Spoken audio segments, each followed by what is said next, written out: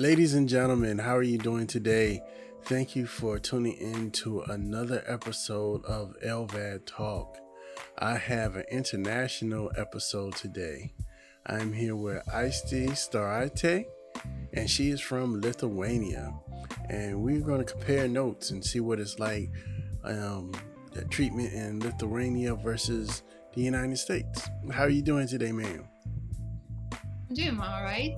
I had a little bit of a busy day. I'm studying actually, so I have a couple of months left until my bachelor's degree. So a lot of things to do. And so yeah, today has been busy, but I'm doing okay. I'm glad I'm here. Thank you for the invitation and looking forward to it. What are you studying? I study marketing and Oh, business administration and marketing. okay, awesome. Yes. Well, I am glad to have you here. So let's jump right into it. What led to your LVAD? My story is pretty long, but I was diagnosed with heart failure 5 years ago. Mhm. And to be honest, I was treated with medication for about 2.5 years. And then suddenly I had a worsening where the medication wasn't working anymore. So, what my doctors told back then is like, your heart is failing, you're dying, and you need a heart transplant. Yeah. So because the heart transplant wasn't available at that time, and obviously it's not something that you can plan, so only suggestion an option they could give me was an LVAD, and obviously I didn't know anything about it. So when they told me HeartMate, I was like, what? The HeartMate free. Just Google it and see how it looks. Uh-huh. Because thankfully, if you know the name, there are videos on YouTube and you can read about it, information. So I was doing the research, but I already knew that this will be my go-to option. Mm-hmm. Obviously, I could say no, but then means at the same time I say no to the heart transplant. Right, right. Obviously, it means that I live and I don't know what can happen tomorrow. So obviously, I wanted to continue living. I wanted help, Mm-hmm. like professional help, and yeah, and that's the solution. And since then, it's been already nearly 3 years now. When I have my LVAD, and since February, I have been activated on the list Great. uh, because for the time being, I was doing really well. I recovered well, even though my complications, I had brain stroke during the surgery. Mm-hmm. So it was quite intense, and it was a risk take for my team, to be honest, because not by the law, but by the hospital regulations, they couldn't do any intervention when on the same day I had an LVAD placed. Mm-hmm. So it's like not recommended. It's you can't really do it. So for them to make a decision there and then to do the thrombectomy Mm-hmm. to clear the thrombin in my brain, and it was a it was a big decision to make. Mm-hmm. So they did that, and the next day I woke up like nothing happened. Right. Okay. So it was a crazy journey, and I recovered pretty well after that, with exercising, the food intake, and taking care of my LVAD, and taking care of myself, doing some lifestyle changes, and yeah, so I'm living until now, and it's been a it's been a rough journey, I can say. Were you active before your LVAD? No, because when in Lithuania, when they place an LVAD, if you have a surgery, obviously you do all the paperwork, so they can't really go and process the LVAD heart rate, for example, if you don't agree with the transplant. Mm-hmm. The the LVAD is a bridge to transplantation, Okay. and that's the case. Obviously, I think there are some patients who literally are destination therapy with Mm-hmm. LVAD in Mm-hmm. Lithuania. So that's a different case. But if you agree for transplant, they could recommend you to get an LVAD, um, basically to live for and wait for the transplant outside the hospital. And I think that's the key, because nobody wants to spend a long time in a hospital. It's not fun. Right. Right. So that was my case as well, that I got an LVAD, and I had a possibility to return home after a couple of months and then do 1 month rehab, and just return home to spend time with my family. So you stayed in a hospital. Your recovery in the hospital was at least a month. Yes. Mm-hmm. Yeah. It took time for me to recover. I was post-surgery. I was around 11 days in ICU, Mm-hmm.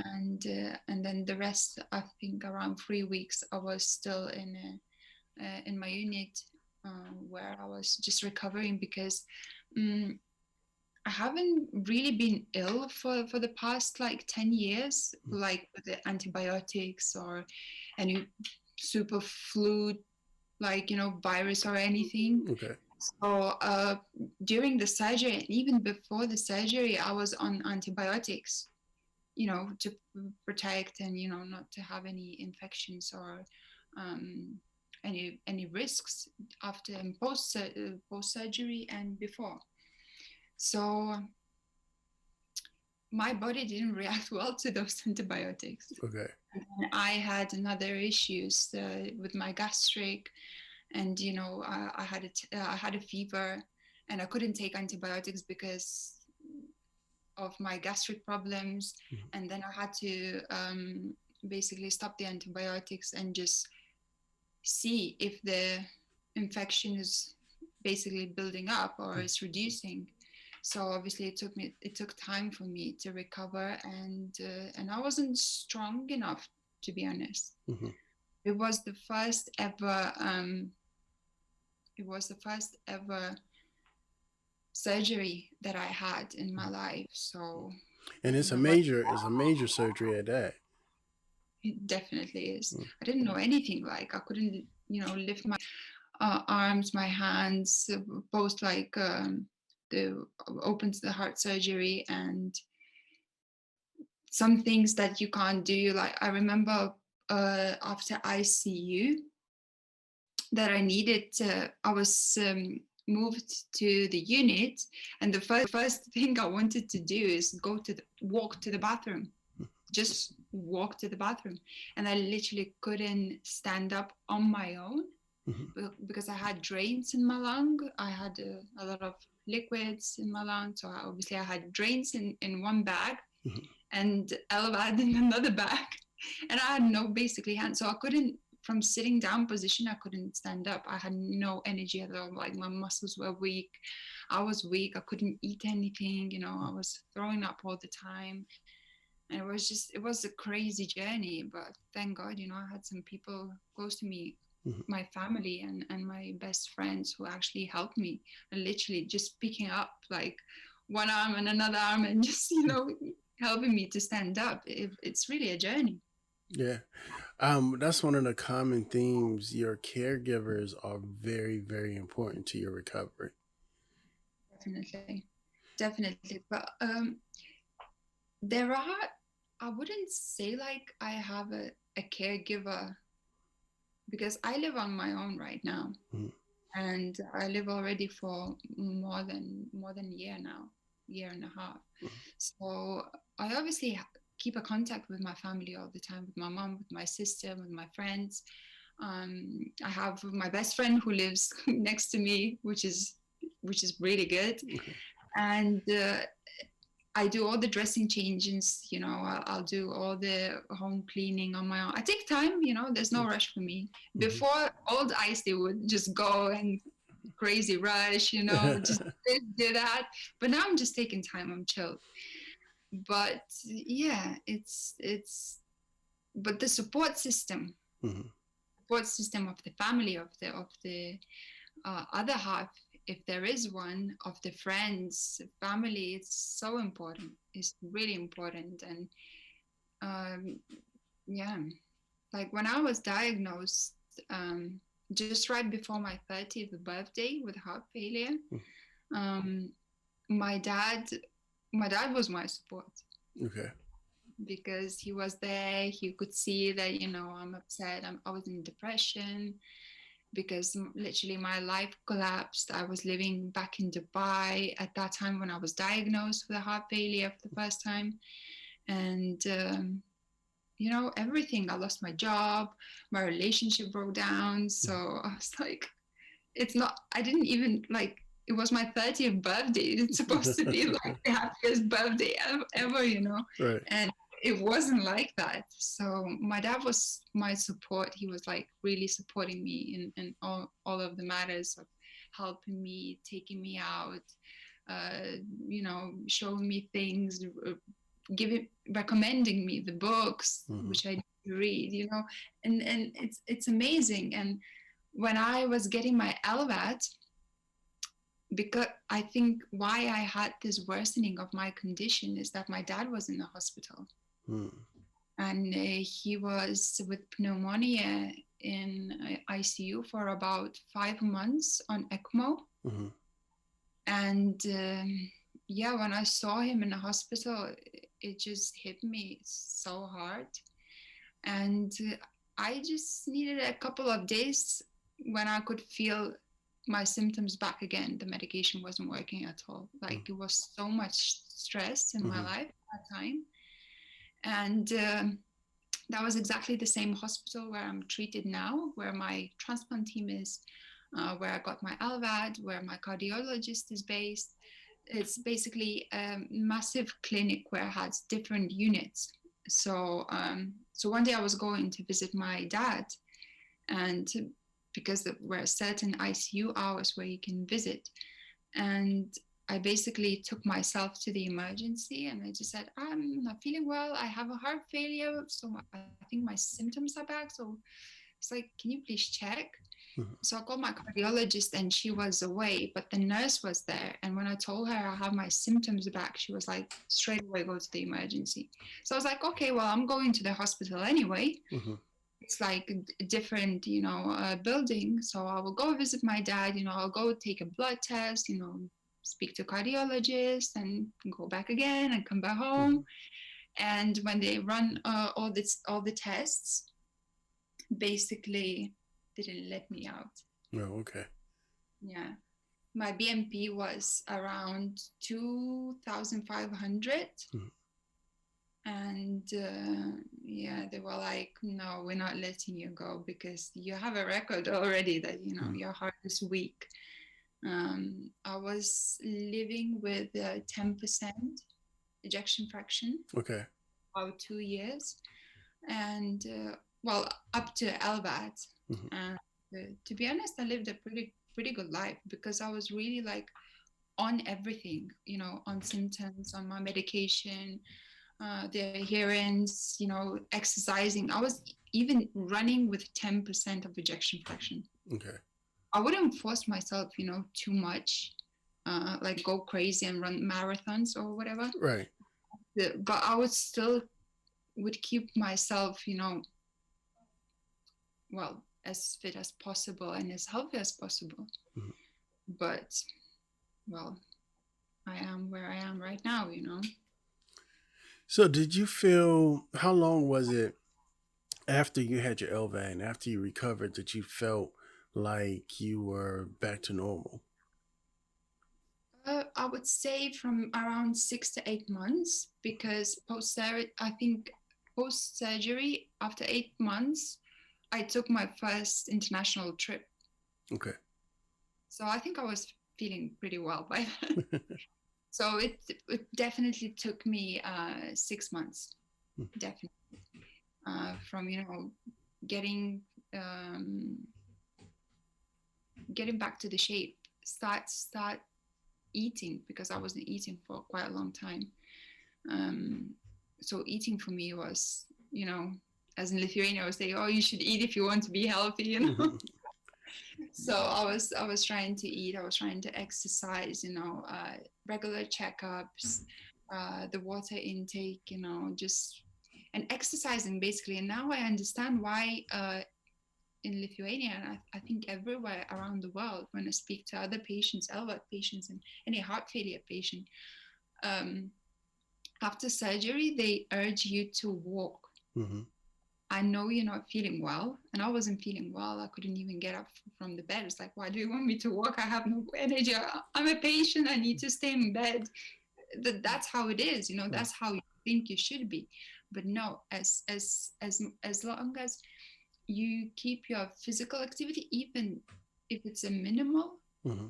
then you're in progress for your better health and your better endurance and more energy. And I saw that straight away when I was in rehab and I started walking outside. Mm-hmm. So it was my first actually post-surgery, first time when I went outside in a forest. And it was amazing. I was like, oh my God, I'm in a park. It's so beautiful. The weather was nice, luckily. And yes, and as much as I walked, I felt better.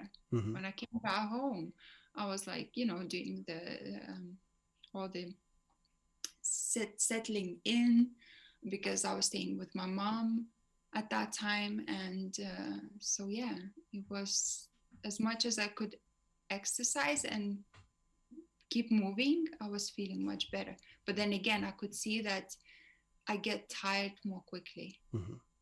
Like I'm not the same that I used to be because I could keep going for days and be like, okay, I'm gonna rest on the weekend. I will take one Right. day off and chill. And then if I go out and walk, for example, for a couple of hours, then I will need a rest for 1 hour. So afterwards, because I will be just like, oh, I'm tired. I need to rejuvenate or something. Right. Right. Definitely. If you don't mind me asking, how old are you? I'm 35 next month. Okay. So you basically got your LVAD when you were 33, 32. Okay. Yeah, I was 32. Yeah, and a bit. Okay. Yeah. So how has COVID affected you in Lithuania and specifically dealing with your recovery with your LVAD?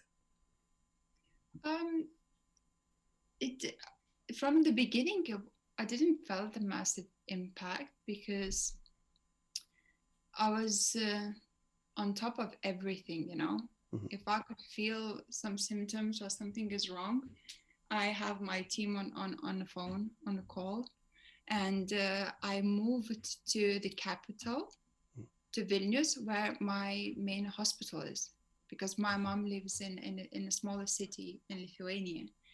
So yeah, and I forgot what. And that happens to me a lot. So It's okay. It's if okay. you're gonna be cutting the parts or anything, because honestly, sometimes I just go blank. So was Lithuania shut down? Oh yes, Mhm. 2 times. Okay. And it shut down in the beginning. Last year, it was in the beginning of March. Mm-hmm. So we stayed up till summer in a lockdown. I think May, June, and then summer was really good because there were no like a lot of cases. People were free to go to travel, but everyone suspected that the second wave will hit in Mm-hmm. a much harder course. And that's exactly what it was because we had an government basically election at a similar time in October. Yes, in October. So it started getting messy, Mm-hmm. really messy. So I was okay, but I saw the other patients, they were really like scared and locked away from everything because what the one message we could hear is stay home. Right. And the patients, for example, the heart failure patients, they would because I talk to them, I keep a communication, and they feel the symptoms, but they can't reach their doctors, or they can't get an access to the hospital, because first thing, it's either COVID, you can get a COVID, or second of all, everyone thinks that it's only COVID, Mm. everywhere.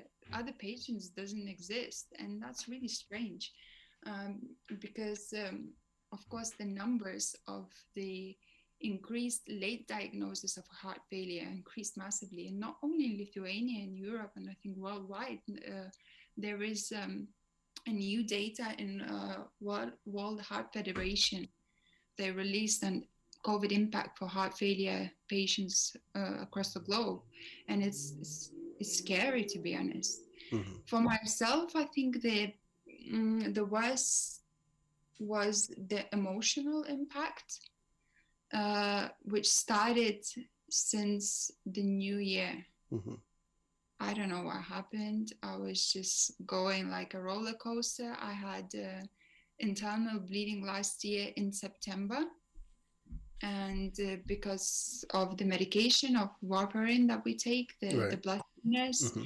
and I didn't know it was an internal bleeding, so I was in pain for a couple of days, and then my sister urged me to call my doctor, and I went in, and basically they put me back again into the hospital for another month, and they didn't want to do surgery for me, and basically I had a surgery, and then the recovery was taking time because I was weak, and my mood just went down, because I had a cyst, ovarian cyst, which ruptured and Mm-hmm. caused internal bleeding. And after the surgery, 3 weeks post surgery, the cyst has renewed. Mm-hmm. So when I had the same pain again, I was scared. I was like, "What is going on? Like, it shouldn't be like that." So I Mm-hmm. went into the hospital back again, and they told me, "Oh, it's back again." I was like, "How come?" Right. And basically, they told me, "You can't do anything.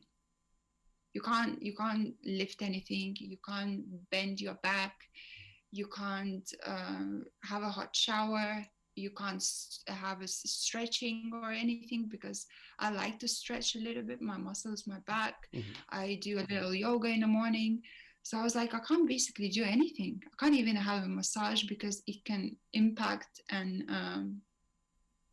cause actually internal bleeding again. Mm-hmm. And I lived in this bubble of emotional bubble of, I can't do anything. Basically, I can't do anything, and I was scared, because the least thing I want to to happen is to go back to the hospital. Right. Right. So I was like, I was really in a negative bubble back again, and I thought it's a depression again, but I dealt it without any medication, and I'm very happy about it. Basically, I changed my thoughts. I got an activity. I returned back to my uni. I returned to my work with the Lithuanian Heart Failure Association, which is a patient association. And, it kind of, those bad thoughts and mood swings, they just went away, because, I was looking forward to something. I was planning, I was doing an impact, and, you know, focusing on the future and the future goals, and kind of like went out like I'm good, and I'm better, much better right now Yeah. compared to You what you I have was. to have something to take your mind off it. You some kind of activity, something to do. You just can't sit in the house and dwell on it, because it'll eat you up from the inside out. Absolutely, absolutely. And I'm glad that more and more people understand that, Mm-hmm. because when you look at me, I know everyone tells me, my doctors even didn't believe, and even the GP, because when I went to GP with the symptoms, heart failure symptoms, Mm-hmm. he didn't even check for the heart failure. Mm-hmm. I got the medication basically to treat the symptoms. So you wouldn't even think that I have a heart failure, because I really don't have any visible um, effect, if you can say that. Right. Right. because heart failure is invisible disease. Mm-hmm. That's the first thing, right? You can look at the legs probably for swollen ankles and stuff, but I didn't have that. Mm-hmm. So even the doctors for the like GP in Dubai, for the first couple of times they missed it. They missed it because they couldn't even think that it could happen to me. And sometimes people, when they see me, they're like, "Oh, it's easy for you because you're beautiful, or you're happy, you're young." And that's what I get often. You're Right. young, you're gonna be fine. I'd be like, really? I mean, that's what most of the people think. They don't Right. really try to find out how do you really feel, Mm-hmm. what's bothering you. Um, what do you do day to day to support yourself? Do you need anything? Right. Right. When I call my friends or call my family, the first things, okay, how are you feeling? Mm-hmm. Do you need anything? Like I even offer, it's just, I think it's just nicer to do that than you judge you from the way you look, Right. Exactly. because I love wearing LVAD under my clothes. Now I can see you wearing a bag. Mm-hmm. Is that the only option that you have? No. Wearing I have a couple bags, and I have a vest. A friend of mine, he was on my show, John Stratton. He designed a vest called the Freedom Vest, and I wear that like when I'm at the gym and I'm working out. But yeah, I got a couple of options. A lot of times though, I wear my bag so people know that I have an LVAD. Mm. Especially since I'm doing the podcast and I'm trying to spread awareness, I want people to know. So I have my regular bag, that's the standard bag, but then I got some fancy bags Nice. too. So what I do, I realize, because I spend a lot of time at home during the quarantine and pandemic. Mhm, Normally, I just carry everything in the bag, mhm. but I realized that the weight is just, Yeah. it's such a big weight for someone, especially to carry on one shoulder all the time and protect it with one hand, so you don't, like, now you have a crusted, right? Hmm. If I wear it, I just put it on one side because I can't be bothered. It's not like bothered. I tried it, it doesn't work for me. Hmm. And what did work, I basically, me and my tailor made a halter, kind of a halter, a corset, Okay. which where I divide the weight, where I put the batteries under the arms and then the controller in the front, and then hide all the wires from pulling, because it happens to me that I dropped the bag once. Mhm. Thank God nothing happened, but it was painful. Yes, I've done that too. I think everyone experienced that who hasn't known that, and then obviously going through the doors and maybe I closing the snag I snag door. a doorknob all the time. Yeah, and that's what I'm a Like little in bit. the kitchen, the lower cabinet doorknobs. Then I have to be careful with those. For the door handles, Hmm. it's crazy. And yes, I wear it under my clothes, and then the weight is spread around my waist, and then I don't have to feel that I'm forgetting the bag to carry when I Hmm. stand up, and my hands are free. And I realized how important for my emotional health is that, because then I feel like I'm a normal person. Hmm. Sometimes, yes, I walk out with a bag like that, with a standard Thoratec bag, right? Right. I walk out like that, and people don't even know. They were, oh my, what a fancy bag. I'd be like, really? Not fancy at all.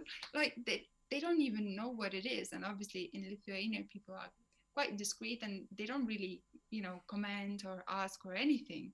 So the last TV show which I did was, I think, a couple of weeks ago. It will air in on the first week of May for the Heart Failure Awareness Week.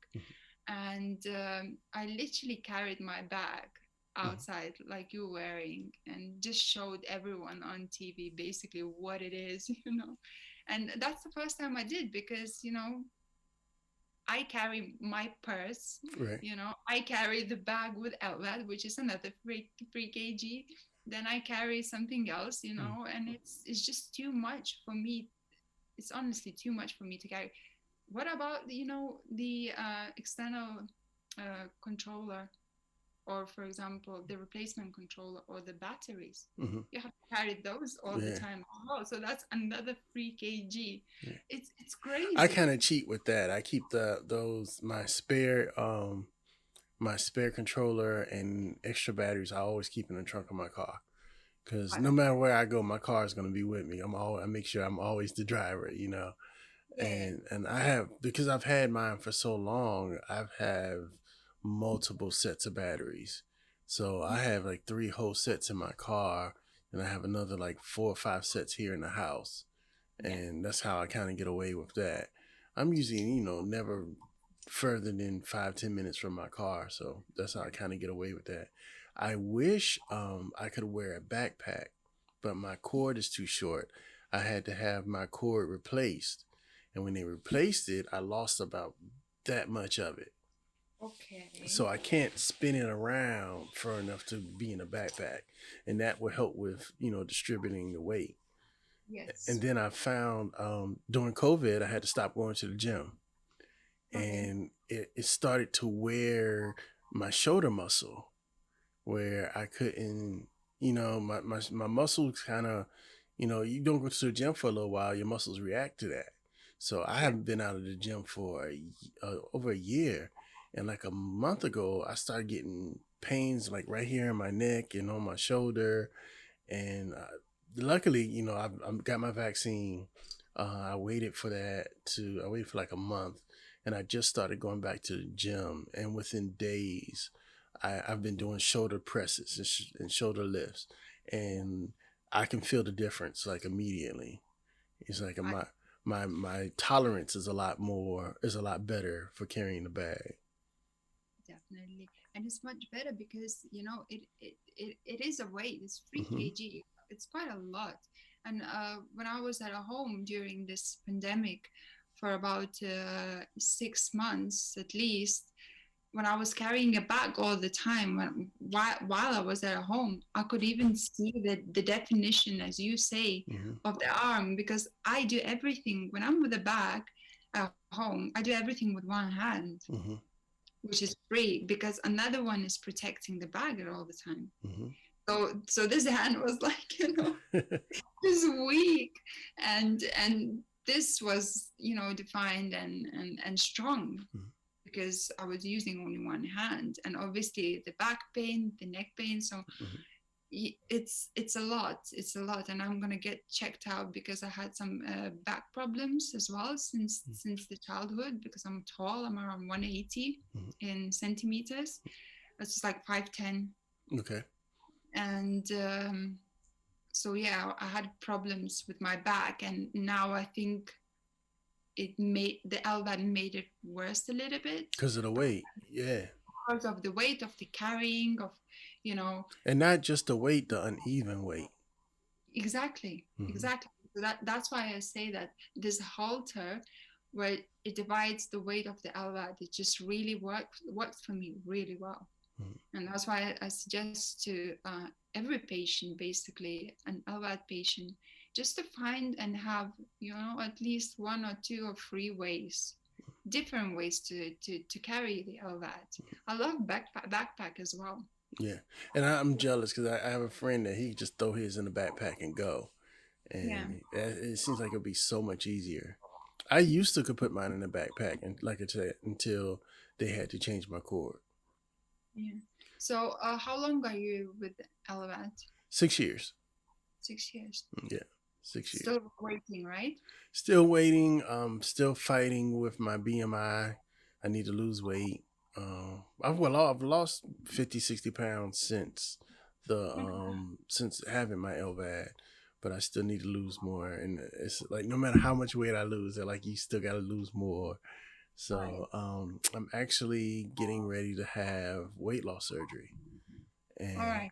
so I could speed up because I feel like even when I watch what I eat, now I'm going back to the gym I kind of stalled out.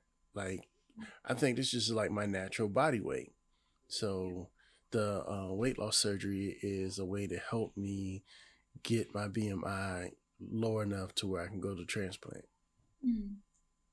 I see. Well, hopefully, are you not scared of like having a surgery? Is it recommended to do that, or is it that are there? They're gonna have it at, so where I go is, we have a specialized heart hospital, and they're actually going to perform the surgery there at the heart hospital as a That's precaution. Yeah. that's exactly what they did for me when I was with my cyst in ovarian cyst. Mhm. Basically, I should be in a different department, right? But I was still in the heart department. Yeah. Oh, Yeah. they did the surgery there, but then returned me back straight away, and I was in ICU in my heart department. Yeah, and they told me that, anything I get done, I always have to come. If they don't care if it's a cold or wet, I always have to come to the heart hospital. Yeah. So, So I, it's separate from regular, right? mhm. Uh, Regular hospital in States, right? Well, the one I, not all the time though, but the one I go to, it's a medical, it's called Centera Healthcare, and they have multiple hospitals, but they have a heart hospital that's dedicated to just heart patients, and it's connected to a bigger hospital. Mm, that's good. Yeah, That's so good. I will always have to go there for no matter what it is. No matter what it is. Well, it's good. It's safer. Yes, definitely, The- definitely. So hopefully, I'm gonna be, since COVID, I'm gonna be the second LVAD patient to go through that surgery. Wow, that's big. Yeah. I look forward to it. Yes and no. Yeah, because it's another lifestyle change. So I have to eat different. I have to, things are going to be a lot different. Yeah, And I, definitely. I really don't consider myself a big person. I'm a medium big person. Um, Okay. but I don't, I've seen people bigger, but, as far as BMI, my BMI is too high. I think I have to be under 30, and right now I'm at like 32. Okay, so it's not a big difference. It's not, but I've been stalled out for like this last year and a half. It's like I can't lose anymore. Mm. But I think that's partially hereditary too. I come from a family of large people, so yeah.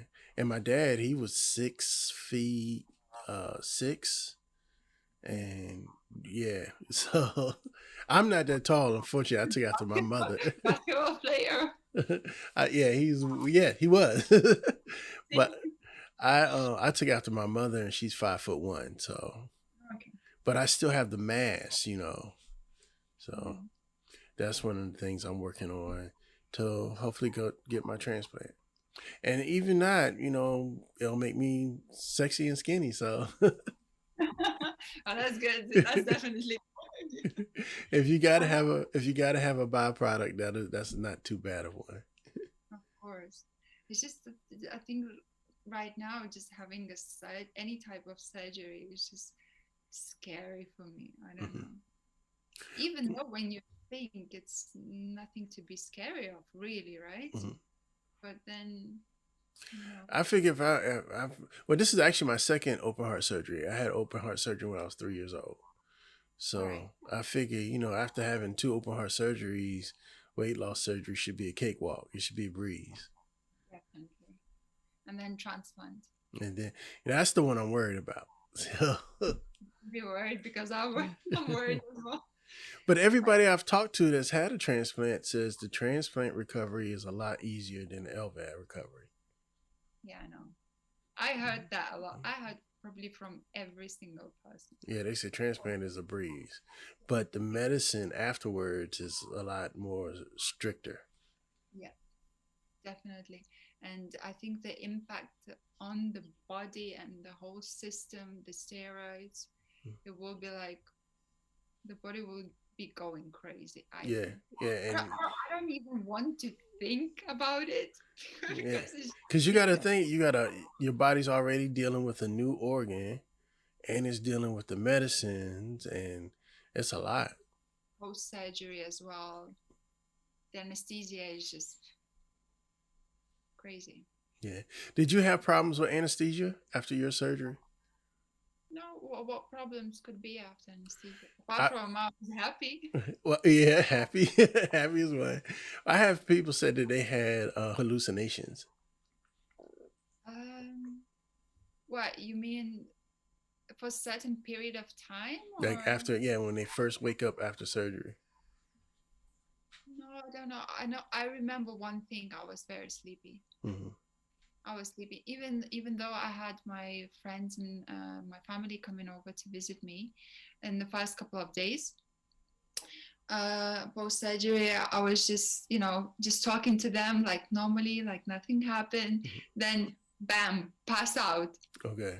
and just be sleeping for like couple of minutes, then wake up and be like, yeah, what I was talking about, and start singing, and then Yeah. and I was just like that for the first couple of days. So I have no idea. I think on the first day, uh, post surgery, when they woke me up, my sister came to visit, and I actually made a scene and shouted on her that she didn't brought me some fresh juice, which I asked. Mhm. I don't remember. I don't remember the first 2 days I was awake, but my mom said I was up and singing. So, and I'm not a singer, so. For the singer, but I think something clicks in. Obviously, I have no idea. It's it was first surgery for me, so I didn't even know what to expect. Luckily, I had an opportunity to stay in ICU for myself and see how everything works, Mm. if I can say that, because I was on different medication that they needed to plug me in to the heart machine and stuff, and I was basically just following people, what they are doing, and I kind of knew what's gonna happen, and then we had a sit down with my team before the surgery, and they told me how the process will be going. The one thing that I remember is just because there was a clock on my left side from my bed, Mhm. because I was staying in the same bed before and post surgery. Uh, I remember when they woke me up because I had a brain stroke, so I had my eyes closed when they woke me up, but they asked to lift my left arm, right arm, left leg, right leg, and basically what the nurse realized that I I don't move completely my left side. Mhm. Like they tell me to lift, and I think I lifted because I'm just like too sleepy, but it was just blank. And then the strength on the right side was like five out of five, and the left was 0 out of 5. And obviously they called the team straight away. They went to CT scan. They saw it's a thumb. They have to make a decision what to do. And I thought that I'm gonna wake up on the same day that I had my surgery, just in the evening, Mhm. just before the dinner, basically. And I was only woken up next day in the morning. And when I looked at the watch, I was just like, "What's the time?" And my nurse was like, "It's 9 a.m." I was like, "Why in the evening?" "No, it's a.m." Right. I didn't understand. And then again, I fell asleep. Then I had my team coming over one by one because they wanted to check if I regained the strength in my left side, Mhm. basically. So they were coming when they had time, each of them. Right. So basically, one comes in and be like, "Okay, left leg up, right, left." I was just, and then they go out, and then another comes back because they only can come at the time that they had a minute, basically, to check on me. And then just after a couple of hours, they came in and they told me that I had a brain stroke, and basically they were really worried. And before the surgery, we go through the process, we go through um, all the complications that it might happen, and the percentage on the other health issues that the person has, or maybe some I don't know, just anything. They explain you everything from zero up to from when you're gonna go to sleep up to you're gonna wake up, and just not to freak out and to understand the risks of the surgery. And brain stroke was a risk of 2%. And obviously my surgeon actually laughed, and he was like, no, don't worry, that's not gonna happen to you. Right. Okay. And exactly, and it happened. Right. Strangely, it did happen, and it was unusual for them. I think they never had a case like that for the stroke. But yeah, I'm here, and I'm happy, that I actually regained back all the strength. My mind freezes sometimes, but I think as I talk to healthy people, they say, yeah, it happens to me all the time. Okay, it makes me feel better. Good. So So if someone were to come to you and tell you that they were about to have the LVAD surgery, what advice would you give them? I would definitely encourage them. I would recommend to read and to find out as much information as possible and speak to their team. I trust medical healthcare professionals, and I trusted them with this. I know some patients, they actually refuse the LVAD in Lithuania, and they suffer with those symptoms where they can't breathe, they don't have life because they can't really do anything. And definitely do the research, be strong and be prepared, because it might get tough road, can be a tough road, but it's rewarding because step by step you will regain the strength, and within the time you're going to be happy with the decision that you make. I think that the importance of the journey in the heart failure journey, not only in LVAD journey, is to keep the positive outlook and positive mindset, because even the doctors say that those patients who keep it positive and happy and they enjoy life, they actually live longer in a way, because it's difficult to close down and not to think that life is over for you. You gotta go and just be happy, make most of the time that you have here. And it's possible. I know some people could say, oh, it's impossible. It is possible. We have so many great examples in the States. We have great examples in Europe. They are transplanted, they living not 10 years but 20 years. It's a bumpy road, but it's worth it, definitely. Awesome. Well, ladies and gentlemen, this has been our first international episode. Thank you for tuning into LVAD Talks. So normally I say with the LVAD Nation, but I guess now we're LVAD Worldwide. Worldwide. Yes. I am Sean, your host. This has been Aiste, and we want to thank you for tuning in and listening to our stories. Thank you so much for sharing your time with us today and your knowledge. And hopefully we could do it again. I would like to keep people updated from both sides, from Europe and the United States. I think that'll be real cool. We can compare notes. Yep, absolutely. I could agree with that. All right. Thank you so much for your time. Ladies and gentlemen, we are tuning out. Bye.